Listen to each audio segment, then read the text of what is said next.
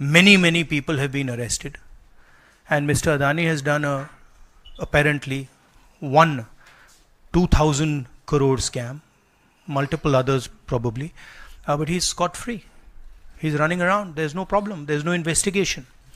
And we've been raising this again and again and again. We've been raising it with the Madhvi Buch issue. We've been raising it. And it's a vindication of what we've been saying. The Prime Minister is protecting Mr. Adani.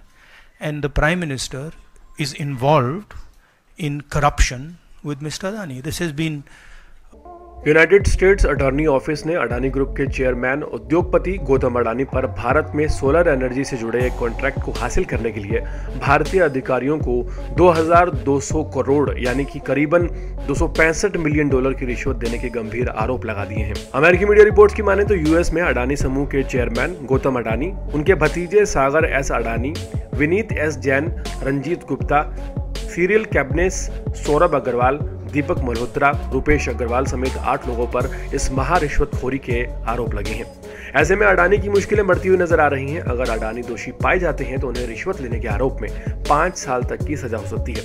इसके अलावा धोखाधड़ी और साजिश के आरोप में उन्हें 20 साल तक की सजा सुनाई जा सकती है। साथ ही अडानी समूह पर भारी जुर्माना भी लगाया जा सकता है। वहीं राहुल गांधी ने अडानी की गिरफ्तारी की मांग उठाई है और साथ ही प्रधानमंत्री पर भी गंभीर आरोप लगाए हैं। राहुल गांधी ने अमेरिका में गौतम अडानी पर लगे करप्शन के आरोपों पर प्रेस कॉन्फ्रेंस कर कहा कि मोदी अडानी एक हैं तो सेफ हैं। अडानी जी 2,000 करोड़ रुपए का स्कैम कर रहे हैं और बाहर घूम रहे हैं क्योंकि पीएम मोदी उन्हें प्रोटेक्ट कर रहे हैं। गौतम अडानी ने अमेरिका में क्राइम किया है लेकिन भारत में उन पर कोई कार्रवाई नहीं हो रही है। राहुल गांधी ने कहा कि देश में बिजली की कीमतों में बढ़ोतरी हो रही है, इसकी वजह अडानी है। अगर आप लाइट ऑन करते हैं तो इसका पैसा अडानी के पास जा रहा है। हमारे लिए रियल इन्वेस्टमेंट्स स्टेक होल्डर्स हैं। रिटेल इन्वेस्टर्स के हितों की रक्षा करने का काम माधवी बुच का है और वो ये काम नहीं कर रही हैं। एफबीआई के मुताबिक अडानी ने अमेरिका और इंडिया के निवेशकों से झूठ बोला है, उन्होंने क्रिमिनल एक्ट किया है।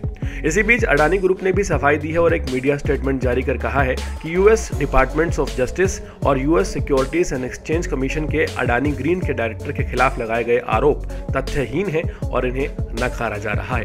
गौरतलब है कि गौतम अडानी भारत में है लेकिन अमेरिकी जांच एजेंसी उनके प्रत्यारोपण का अनुरोध कर सकती है। हालांकि यह भारत की अदालत तय करेगी कि यह आरोप भारतीय कानून के तहत लागू होते हैं या नहीं। इसके अलावा राजनीतिक और मानवाधिकार संबंधी आकलन किए जाएंगे। अडानी प्रत्यारोपण का विरोध कर सकते हैं। इस पूरी प्रक्रिया में एक लंबा समय लग सकता है।